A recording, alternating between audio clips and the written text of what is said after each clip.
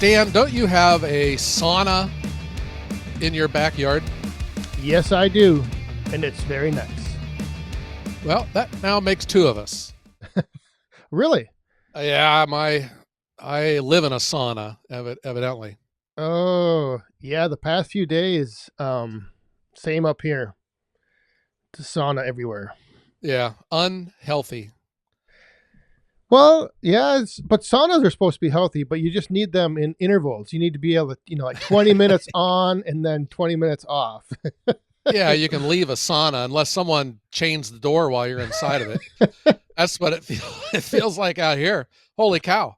And you think of firewood as a fall winter phenomenon, but it's made in the spring and summer, and gee whiz, it is unhealthy. It is not safe right now to be doing firewood.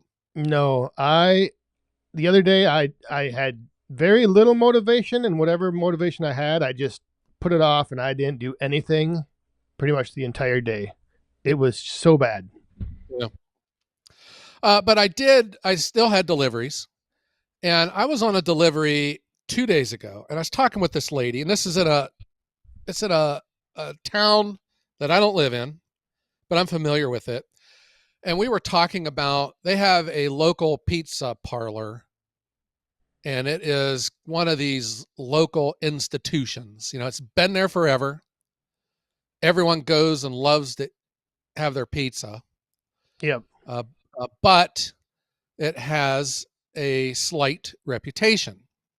Oh. And yeah, and that's what we were talking about, because the owner was on social media and was complaining that he was carry out, that his dining room was closed for the longest time, and he was carry out only because he couldn't find any employees. His staffing was short. Oh. Uh-oh. Well, that's not Yeah. good. Well, he leaves this comment, and he was saying how we're carry out only because no one wants to work, and you can't find employees anymore, and that's just the way it is anymore. No one wants to work. So Oh. I have heard that refrain a number of times. Have you? Yeah, I've heard it. I've never seen it. Everyone, well, I don't know that many people, but all of them are working. Well, that's what I was getting at. I hear it all the time, but I'll be honest. I mean, this is not a scientific study, but I don't know of one darned unemployed person anywhere. Do you? I do not. I No. don't know. I know that's just me, but people keep saying no one wants to work, but as far as I can tell, everyone's working. Um, so my oldest daughter, she just graduated college. She's working. All of her friends that she graduated with, they're all working. My youngest daughter, she's home from college and she's working, and all of her friends are working. All the high school kids that I know all have jobs. Seems to me everyone's working. And that's where I challenge people that say that, because specific to this pizza parlor, what me and this lady know, and what everyone in this hometown knows, is that the reason he can't find anyone to work for him is because he's like a total jerk as an employer. And he's burnt through just about everyone in town, and everyone knows to stay away from him. Well, I was gonna ask about that, because if you're complaining on social media about no one wanting to work for you, maybe you are the reason why nobody wants to work for you. Yes. Yeah. Yes. Either because it's a unpleasant work environment, they treat their employees like dirt, or they don't pay enough. Yeah. Yeah, Simple. and that is where I see things through the eyes of the capitalist, because I support, engage, and am a member of a capitalist system. Yeah. Yeah, I am. We all are. Right. There's Yep. no escaping it. No. We all are. So when I hear a owner of a business complaining that no one wants to work anymore. I hear that and I'm like, serious? Says who? Says you. Um, I see it through the eyes of capitalism, Dan, because to me, if you look at it through the eyes of capitalism, to me, it sounds like an easy problem to solve. Um, and complaining about the world is aligned against you is not going to solve your problem. No, that does not solve very much. Yeah. If you Blaming can, others for your shortcomings never works out in any situation. yeah. And people are always doing, they're blaming the employees and they're blaming the government for all of their problems. When really, I think they need to look in the mirror and maybe they would figure out that they are the problem. You know? Yep. Yeah. So talking with this lady was kind of refreshing because it was just I've never been to this pizza place before. I couldn't even tell you if they sell triangle shaped or squared Oh, pieces. that was one of my questions I was getting to. What shape are the slices of their pizza? Yeah, I couldn't tell you. I couldn't tell you, but I do know that. And then when this guy put that thing on Facebook, people, there was a lot of comments on there telling Oh, him, I can imagine. yeah, there's a reason why, bud. Look in the mirror. Yeah. Yeah. But what I was saying is that to me, it is an easy problem to solve. You hear like is a restaurant here in town that always has a sign up, hiring, hiring, hiring, and they make good food. I was talking to him the one day, and I was like, so, how much do you pay? They were like, oh, minimum, $7.25 an hour. Well, maybe that's a clue, And then they say, well, you can't afford to pay anyone a good wage for them to hire. Well, guess what? There's your problem. And that's your problem to solve because it's called the free market. So figure out your menu, raise your prices, cut costs in other areas, and hire someone. Make it to where someone wants to work for you. And that's why when I hear people that say, no one wants to work anymore, I don't believe them because I don't know. What's the unemployment rate now? It's pretty low. Yeah, it's low. Yeah. I don't know the exact number, but I know it's fairly low. Yeah. So hire someone. If no one wants to work for minimum wage, guess what? Raise your wages. Yes. And keep raising it until someone starts to work for you. Yeah. It's an easy problem to solve. Easy solution. Yeah. Yes, I find most problems in this world are easy to solve.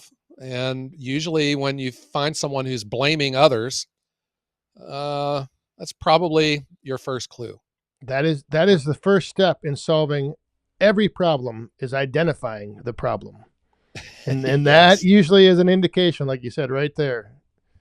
Blaming others. And when you operate in a free market, like a capitalist system, the market will pretty quick will tell you what your problem is, or even if you have one, because you're going to find out real quick. No one wants to buy your stuff, or people are buying it up too quick because your prices were too low and now you have nothing left to sell. You can't find employees to work for you because you're a lousy employer and you treat people like dirt, or they don't want to work for you because the guy down the road pays more. So it's a capitalist free market society. It's a free market system. So figure it out. There's your answer. Figure it out. Right. Figure it out, make the changes, put the solution to work. Yeah. And that's really what happened with me with my entire firewood business. When I first started, I had thought I would be making a business model that would deliver subscription bundles to like townhomes and apartment type complexes. People that can't have wood stacked on the side of their house. They just have a small fire pit. And my first pivot was restaurants. Everything changed. So I listened to the market and I went with it. That is similar to what I am experiencing. I'm making a little pivot myself, or thinking about it. So that's exactly the same reason. I started out with one thing, granted, as a hobbyist, but I'm seeing now the potential in my mini firewood compared to like the roadside stand. Yeah. And I just think it's time to pull back from the one and focus more on the other. Because it's just, it's becoming to where I can see the potential, and why not go after that? You can see the potential of small firewood, Yes. The mini firewood. Definitely.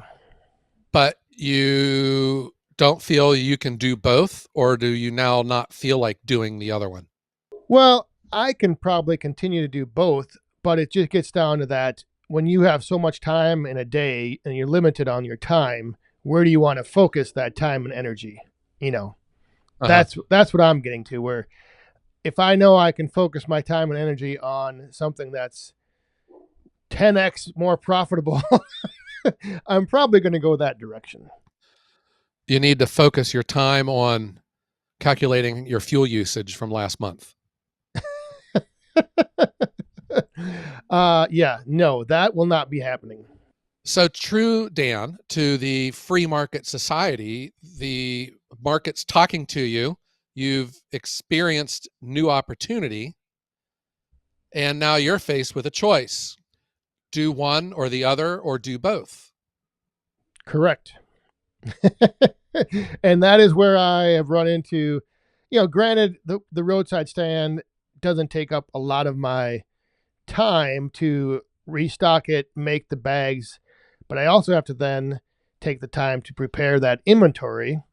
And if I have a limited supply of inventory coming in, what do I want to turn that into? Do I want to turn it into mini firewood or bundle firewood?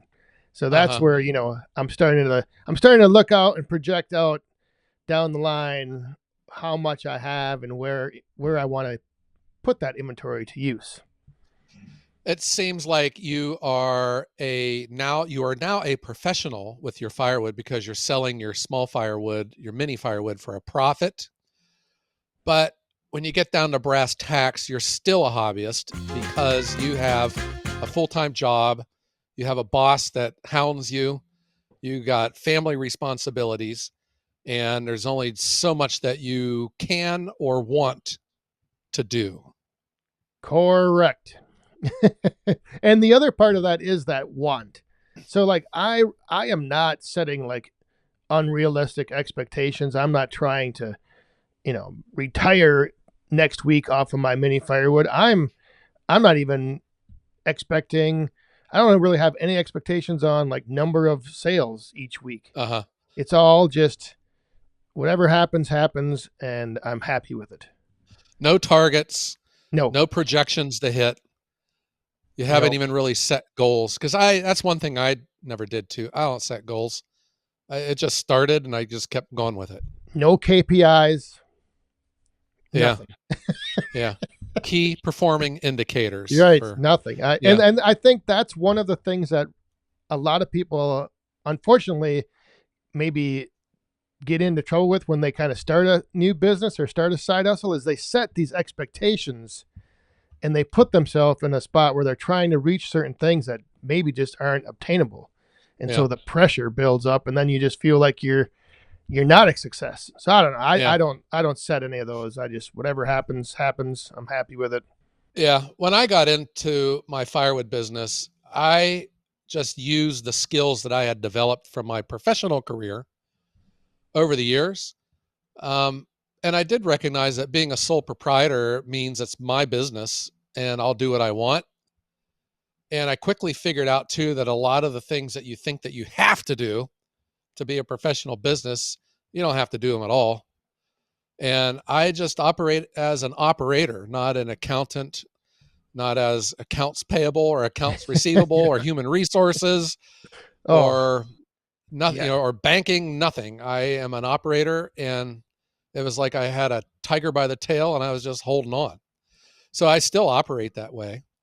But I still listen to the market, because I'm always trying to push the envelope on how high I can raise my prices.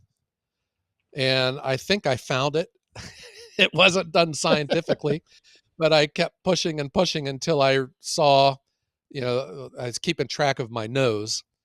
on how many no's I would get when people were calling for firewood. But the market talked to me though, and I learned that there is a market for high-end firewood, small deliveries. I try to stick to quarter cords, and I kept my truck small, and I'm able to be profitable like that. I listen to the market. The free market will talk to you. It will talk, and yeah, the key is listen, and that's what I'm going through, like I mentioned, and it's been fun though because I'm starting to do the same, like trying new things, and I just last week introduced this loyalty program where Oh wow. customers can once they sign up and once they make a purchase, they get a point, like each dollar spent, and then after like 100 points, they get $5 back or $5 off their next purchase. But then I added in like these different tiers. So like once you reach 200 points, you get 2 points for each dollar. And then 300 points, you get 300 points for each dollar. And it's actually been taking off a lot better than I thought. And I think it's going to be a good way to build that, returning customer base that I know, Customer loyalty. yes, that they'll come back. And yes, I have to obviously give up a little bit of the profit, but I think retaining customers is key in this type of market with Yeah, it could mini be. firewood. Yeah. Could be because you're not just competing against other services in your zip code. No. You're competing against the entire country. Right. And Hmm. it's been hard to like gauge how often people reorder because some people, they maybe only use their tabletop fire pit once a month and some people use it every weekend. And Yeah. so I was trying to think of a way to like reward or like somehow incentivize repeat customers. And I was looking through all these features that I have available through my website, and a loyalty program was one that I could turn on and activate. And I was like, all right, I'm going to give this a Oh try. wow. So did you make this yourself, or did you buy like a product off someone else? No, it's a built-in feature on the suite for like Ah, my I'm with you. website hosting. Yes. So I just have to turn it on. I had to set it all up. I had to decide on, the rewards, how much you get for each dollar, the tiers and all that stuff. So So how many reorders must a customer buy off of you before they earn their GFY certified hobbyist patch? well, see, that's the interesting thing is I haven't announced anything like that yet as far as non-monetary rewards, but I am Uh-huh. planning to work that into the mix. And I want to do that where it's just like a random surprise, like, hey, you've just earned this, and I send it to them.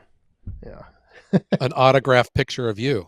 Yeah, well, that's one of them. That's on the list. Yeah. All right. Well, that sounds kind of exciting though, because so I recall you a couple weeks ago telling me that your roadside stand was empty and you didn't really care if it was. And I didn't like it, just went past me. I didn't pick up on it, but now I'm beginning to see why. It's because it's not that you're losing interest in it. It is the free market is pulling you in a different direction. Correct. Yep. It is like you got onto a river with your canoe, your little kayak, your little pink kayak, and the, and the With an Ohio river Woodburner sticker on employee of the month sticker on it, and the kayak is being pulled in a direction that the river is taking it, and the river is the free market. I Yeah, like it. I like that Okay. analogy. Very, very Yeah. clever. Yes. Yeah. All And right. and I Well, that's saw exciting to hear. the roadside stand river was kind of a little branch that, was kind of going through a like a marshy, not fast moving water, slow current, and Uh huh. and then all of a sudden this other side opened up and there was some rapids and, a little faster current flowing. So I went over there. All right. I like it. The free market is a river, Dan. Yes, it is. And Uh huh. who knows where it will take you? Just Yeah. don't try to go upstream. You'll be fine. Old Man River, he just keeps flowing along. Oh yeah, Yeah. yeah. But yeah, I remember telling you that the roadside stand's empty, and I don't even know when I'm gonna fill it. Because it's like I said, it's just one of those things where if I have so many hours in a day and I know I need to do three different things, the thing that like the roadside stand now used to be the only thing I had, Yeah. and now it's kind of been pushed to the back burner. See, this is where ambition comes into play. And this is what separates, the people that really just grow their business, like cutting edge firewood, for example. You have success locally, but you have the drive and the ambition and the desire to go nationwide, you know? Yeah. And here is someone that you had success with a roadside stand. Well, there's someone out there that's going to one day think, well, I can mass produce these roadside stands and rent locations in and around the valley and have them set up a network of delivery trucks that can keep them stocked, you know, and we can even fully automate it with computer controls and we can track our inventory that way. Or you could just have it at the end of your driveway, and then when you don't feel like doing it anymore, you just stop. Right. You just if it sits empty without bundles for a couple days, so be it. Yeah. Just the way it is. Yeah. But the other thing too is, I mean, just looking at when you look at a roadside stand, I'm limited, first of all, with the number of people on my street, in my community, and then how many want firewood or need firewood. I Yeah. have other people around that sell bundles. I mean, the gas stations, other roadside stands. So if I look at my potential customer base, which one has the largest potential? And that's the mail order mini firewood. I mean, Yeah. that's the whole 48 states. Well, when you would walk down the end of your driveway and open up the cash box, did you like what you saw, or was it, eh? Yeah, I mean, I I'll mean, take it, but it wasn't really worth all your effort. yeah, I mean, I always know how much is going to be in there because I know how many bundles I put out, and I know if I put out 8 and there's 4 sitting there, I know there's going to be probably a $20 bill in the cash box. Yeah. But it's a lot for me. It's a lot more satisfying to hear.